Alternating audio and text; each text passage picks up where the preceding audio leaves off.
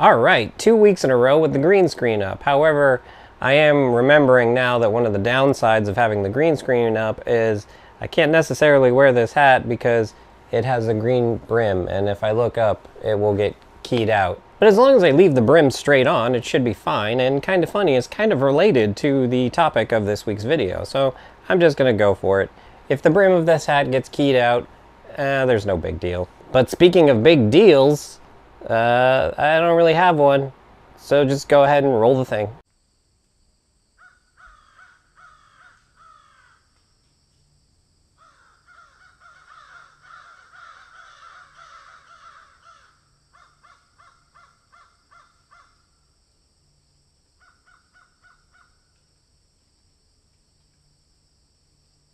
Hey guys, Sean here. So this week I wanted to talk to you about crowdfunding, which is something I myself have participated in as a funder and to a very minuscule extent, a fundee. If you're unaware what crowdfunding is, it's basically where a creator reaches out to their audience through a website and gets them to fund a project that they are currently working on. There are many websites out there that are dedicated to this, from Patreon to Kickstarter to GoFundMe to Fund Anything to IndieGoGo to there's just so many to name. And some small companies will set up crowdfunding on their own site itself. And so for this video, I wanted to discuss some of the various projects that I have been a funder for.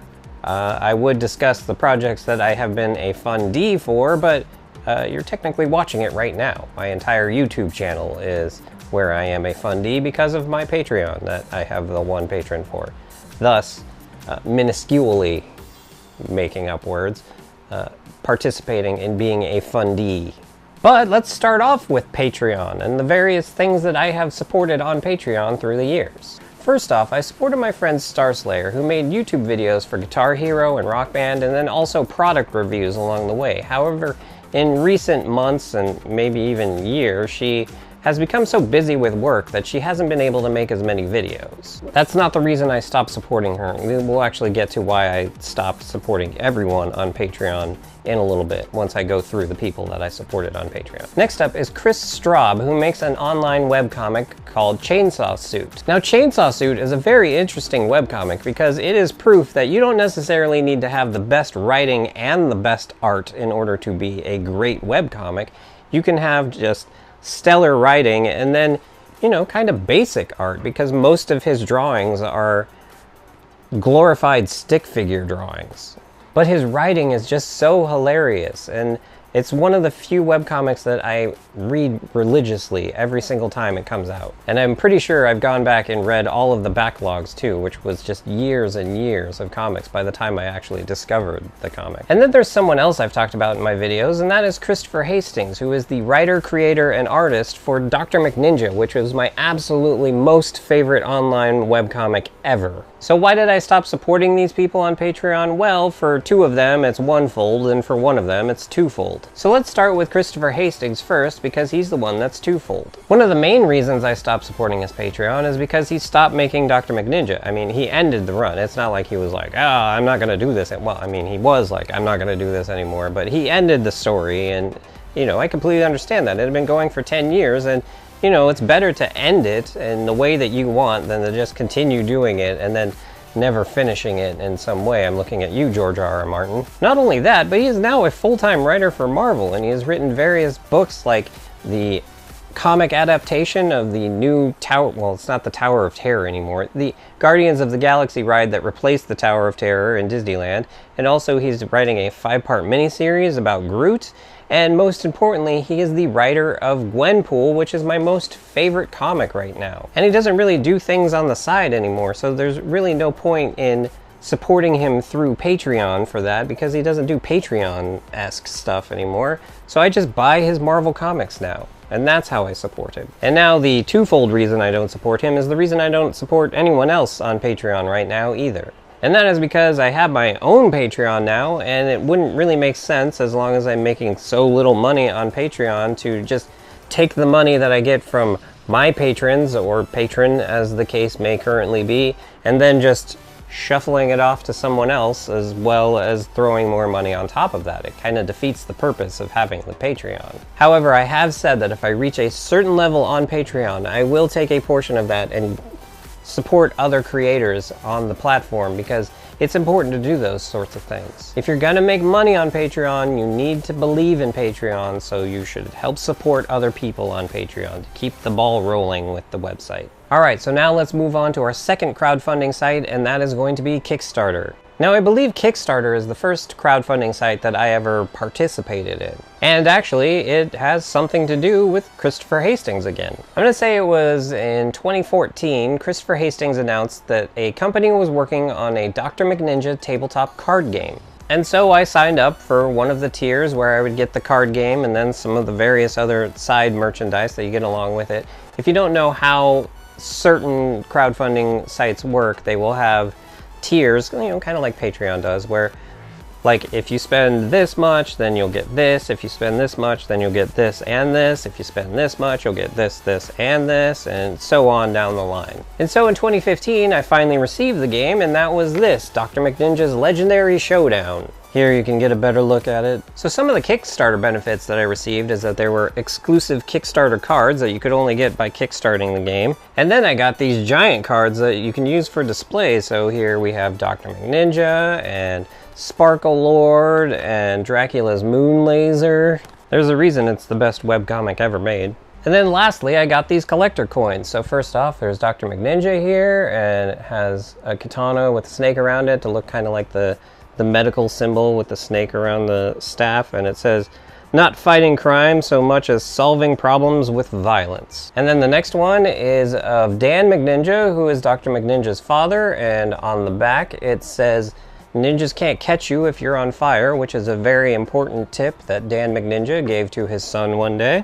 And then lastly, there is Dr. McNinja's sidekick, Gordito, who is a young Mexican boy that rides a dinosaur named Yoshi, and on the back it says, "Raptor riding, sharp shooting 12-year-old." So those are really nice. But here's something a little sad about this game. To this day, I have yet to actually play it. In fact, there's an entire stack of cards in here that I haven't even unwrapped yet. And I go to a game night at my work every other week, and I just have never thought to take this with me and play it. It's a slightly complicated game from the YouTube video I've seen explaining how to play it, but really I just need to buckle down and learn how to play it and take it with me and just play it one of these weeks. So about a year after that came out, they announced that there was going to be an expansion to Legendary Showdown. However, it was going to be based on other webcomics, not just Dr. McNinja. So I didn't really care about that, because all I cared about was Dr. McNinja, so I didn't get the expansion to Legendary Showdown. However, one of the perks to that expansion is something that I did get, and that is these. The Dr. McNinja Magnet Set. I wish they would make more of these.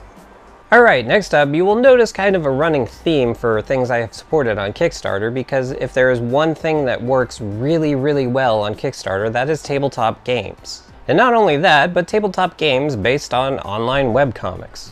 And this game is Exploding Kittens, which is made by the creator of The Oatmeal, which is an online webcomic I have never read.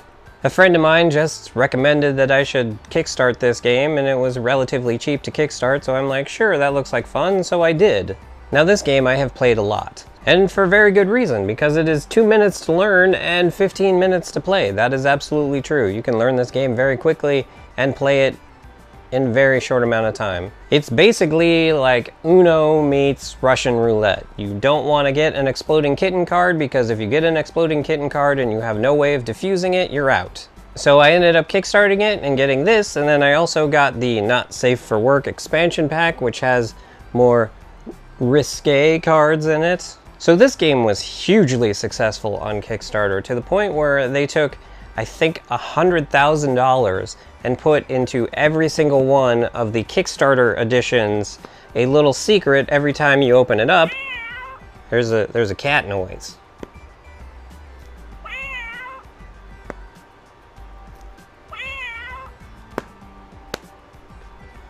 That was just kind of a thank you for supporting them. You can now get this game, I believe, exclusively at Target, and the Target editions don't have the... But it's still a great little game. So since Exploding Kittens did so well for the oatmeal, they decided it was time to make another game, and so I kickstarted that as well because of how great Exploding Kittens is, and that is this, Bears vs. Babies. Yeah, so I kickstarted this one as well, and I just recently received it. There was also a Not Safe for Work expansion that came along with it. And the point of this game is there are evil babies and you have to build monsters in order to defeat them. This game is also relatively easy to play, as it says it is 20 minutes to play and it is at ages 10 plus for 2 to 5 players, so I will get around to playing it eventually. I just like that the box is all furry. However, it sheds like crazy. I don't think it's genuine bear fur. Alright, next up let's talk about a genre of tabletop card game which was started by the game Apples to Apples, which I myself have never actually played. However, I have played the game, which is considered to be kind of the not safe for work adult version of it, which is Cards Against Humanity. So let's discuss this genre of tabletop card game, and in order to do that, we'll have to talk about Cards Against Humanity since I don't really know Apples to Apples that well. Basically what it is if you've ever seen the game show Match Game, it's kind of like that. There is someone who is denoted to be the judge each round, and then they have a card that says a phrase on it that has a blank in it. And then everyone else at the table has cards that have either like one word or a small phrase on it, and then they play that card to fill in the blank, and then the judge decides which one they consider to be the best to make like the funniest phrase overall. With Cards Against Humanity, it becomes very graphic very quickly. However, it is a lot of fun. After the success of Cards Against Humanity, that kind of became a huge genre of tabletop card game, where you have the judge, and then people give a card that is comparable to the judge card, and then the judge decides who wins the round. One of the most popular games outside of Cards Against Humanity in this genre is Super Fight, which was made by Darren Ross. So I don't want to talk too long about Super Fight because I didn't kickstart Super Fight, and this is more about Darren Ross than it is about Super Fight. So basically there's a judge and the players play cards, and then the judge picks which players' cards they like the best. You know, it's the same thing. And then after the success of Super Fight, he ended up releasing a game called Red Flags, which is essentially the dating version of Super Fight. And then for some reason he changed his name to Jack Dyer, which I don't know why that happened, but it was something that he felt was very important, so good on him. And then that brings us to the Kickstarter that I actually participated in, and that is this, Blank, Marry, Kill. This is another game I have yet to play, but it's basically the card version of the old classic blank, you know what the blank stands for, marry, kill. So the reason they made this Super Fight Super Box is because they've released so many expansions for Super Fight that like they wouldn't fit in the box that it originally came in. However, I don't use it for that. I use it to store all of the Jack Dyer games. So here we have Super Fight, and here is Red Flags, and then here is Blank, Marry, Kill. So the last tabletop card game that I want to talk about for Kickstarter is Super Hot. Super Hot was started as a different game actually, but then it ended up getting the licensing rights to the Super Hot video game, and so then it ended up becoming a Super Hot card game. Now this one I haven't actually received yet, so I can't show you anything for it. However, I am looking very forward to receiving it because it is the first single-player tabletop card game that I have gotten. So that should be a lot of fun when I actually do receive it. And the last campaign that I've participated in on Kickstarter is Bring Back Mystery Science Theater 3000. If you don't know, here's a quick breakdown. Mystery Science Theater 3000 is a comedy show that was started by Joel Hodgson at an Indiana public access station many, many years ago. And it's basically a host and his two robot friends that make fun of movies that are really, really bad. It eventually ended up getting picked up by Comedy Central, and it ran for many, many years and eventually moved on to the Sci-Fi Channel, and then it ended up getting canceled. It has a huge cult following, and Joel Hodgson was like, I think it's time to bring it back, so he did a Kickstarter to fund 13 new episodes of Mystery Science Theater 3000. They reached the goal, they made the new season, and Netflix ended up buying it, so you can actually watch the new season of Mystery Science Theater 3000 on Netflix. That ended up bothering a lot of people that paid for the Kickstarter, because it was like, well, if you were just gonna sell it to Netflix, why did I even bother paying for it? And it's like, okay, they never would have been able to make it if you didn't pay into the Kickstarter. That's how Kickstarter works. So I ended up getting a few things because of the level that I donated at. And first off is this coffee mug. I guess it's a coffee mug. It doesn't really have a handle on it, but it is of the moon, and it says Mystery Science Theater 3000, and on the back it says hashtag we brought back MST3K. And then secondly, I got this keychain that says we brought back MST3K on Kickstarter, and keep circulating the URL, and then it has the Mystery Science Theater 3000 logo on the moon, and it spins around. Ooh, fancy. And then I got the thing that I use absolutely the most, and that is this hoodie, which has the Mystery Science Theater 3000 logo on the front with hashtag we brought back MST3K underneath it, and then on the back it has this Mystery Science Theater 3000 artwork with Crow and Tom Servo. I also got a postcard, which is on my desk at work, so I can't show you that. And then lastly, I believe it's in the 11th episode, I think, I ended up getting my name in the credits. Yes, there are tens of thousands of people that got their name in the credits, but, you know, it's less than 100,000. And then to just kind of cap off the whole MST3K Kickstarter, this is something that isn't necessarily directly related to it, but it wouldn't have been able to happen without it, and that is 2 weeks ago I went to the Mystery Science Theater 3000 live show in LA and saw both shows, and they were just so amazing. But yes, they never would have been able to put on those shows if they hadn't done the Kickstarter. Alright, next up, let's head over to Fund Anything. Now, the crowdfunding thing that I participated in on Fund Anything is kind of interesting because it was the legal defense fund of a literal millionaire. Now, you may be asking, why would someone donate to the legal fund of a literal millionaire? And it's really simple. I listen to a lot of podcasts, and down the line, I'd like to start one of my own. I would never be able to do that, and podcasting as we know it would have been wiped off the map if this person hadn't won his legal case. And that man is Adam Carolla.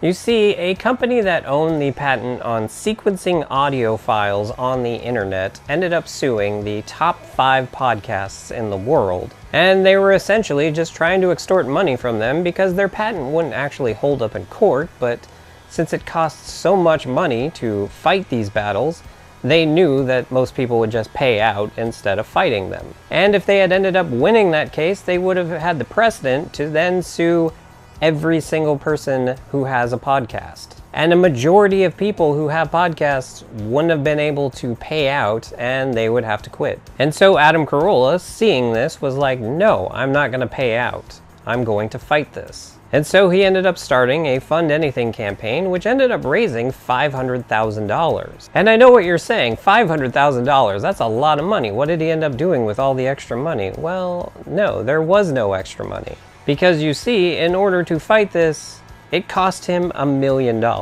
But he ended up winning. The company that had the patent ended up losing the patent, and it wasn't just a win for him, it was a win for every podcast in the world. And it was because of that reason that I felt perfectly fine throwing a few shekels his way. And like with all other crowdfunding endeavors, I got stuff out of it too. I ended up getting this hat, which has the Adam Carolla Legal Defense Fund logo on it, which says, "They hold the patents, we hold the power."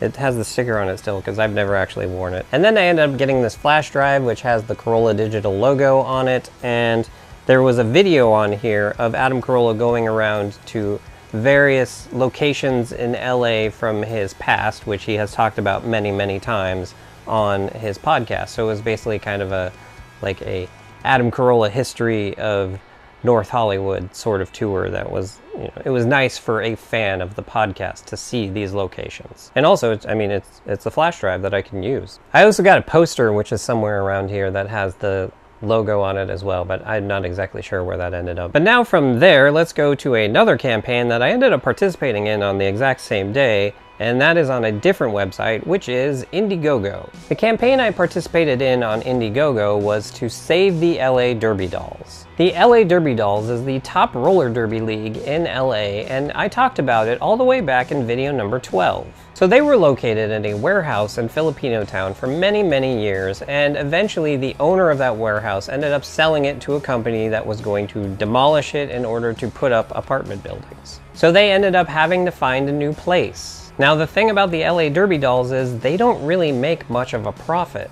Most of it is done just for the love of roller derby and the love of entertainment. And so they needed to raise $100,000 in order to find a new place. I ended up donating to it because I think roller derby is very important because it is a sport that is predominantly dominated by women. Yes, there are roller derby leagues around the country that have men in them, but they are not as popular as the female ones. And the LA Derby Dolls, they have a league for girls that are like 10 to 15, and if you go and watch them, you realize how important this is because it's making this like new generation of strong women. So they ended up getting the money and they were running really good in the new place for a while, and then sadly they ran into some legislative issues. Because of events that happened at a warehouse party in Northern California, they now have to get a super expensive permit that they are not able to afford. And sadly, the crowdfunding on that campaign has not been as successful as the moving campaign,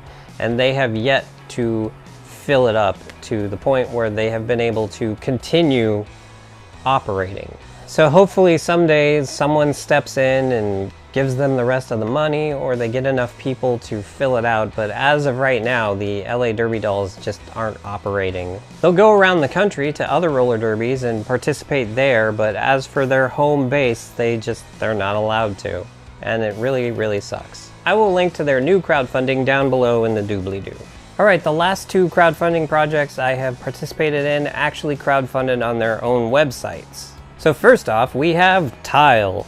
So what is Tile? Well, it's this little thing that you put on various things that you may lose throughout the day, and it helps you locate them. So how do you do that? Well, they're all Bluetooth enabled, and you pair it with your phone, and then you have a list on the Tile app of all of your different tiles, and if you're missing one of them, you can just look it up and press find, and then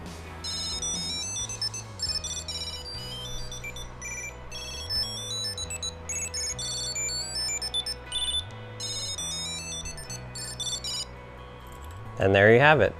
And then also on the phone itself, it'll tell you how close you are to it by kind of a hotter, colder sort of ring that goes around it. So right now, since this is right next to me, it's fully full in, but if I look at the one that is in my car right now, well, it doesn't see it at all because of how far away my car is. But then also you can view on a map where it was last seen, so you can find out general area where it would be located. And then the last little thing about it is if you can't find it at all, you can click on Notify When Found. And essentially what happens then is anyone who is running the Tile app on their phone, if they walk by that tile, you will get a notification as to where it was. I myself have actually gotten notifications from the Tile app that says, "Thank you, you just helped someone find their tile." And that's just because I always have it running in the background. This is actually the third generation of Tile that I have gotten because every like 15 months you have to replace them because of the battery life in them, but you get a discount if you send back the ones that you currently have. And one of the newer things that has been added to Tile since I originally kickstarted it is that not only is it a lot thinner and a lot smaller, but if you double click on the button on the tile, it'll ring your phone. So if you can't find your phone, the tile will help you. And the last thing that I have crowdfunded is this. This is a Lockatron. Of all the things I've ever crowdfunded, this took the longest to finally receive after initially putting up the money for it. This essentially replaces the lock on your door, and not only can you use a key to unlock it, you can also use your phone to unlock it. So if I just press this button, hey, so the original plan was to have here footage of the Lockatron unlocking when you press the button down there. However, it didn't work at all because it's just not that good of a product. So later on in this video, when I say the only campaign I was most disappointed in was Lockatron, just know that I am extremely disappointed in Lockatron. Okay, I will unhijack this video now. It will unlock the door. I will admit that with my current living situation, this product doesn't necessarily work the best. I have a feeling that in an actual house, this would work a lot better, and there's probably much better products that have actually come out since I originally crowdfunded this one that would work so much better. But since I currently live in an apartment, I don't really see a need to get the better ones. So there it is, all the things that I have crowdfunded over the years, and luckily I have never really been too disappointed in anything that I have crowdfunded, except for maybe the Locatron a little bit. What are some of your experiences with crowdfunding? Have you always been happy with everything that you've got? Is there anything that has greatly disappointed you when you finally received it? Let me know down below in the comments. And while you're down there, go ahead and hit the like button if you liked this video, and if you'd like to see more of the crazy crap that goes on around here, go ahead and hit the subscribe button, and if you'd like to partake in crowdfunding yourself, go ahead and hit up my Patreon. And with that, have a good however long it is until you watch my next video.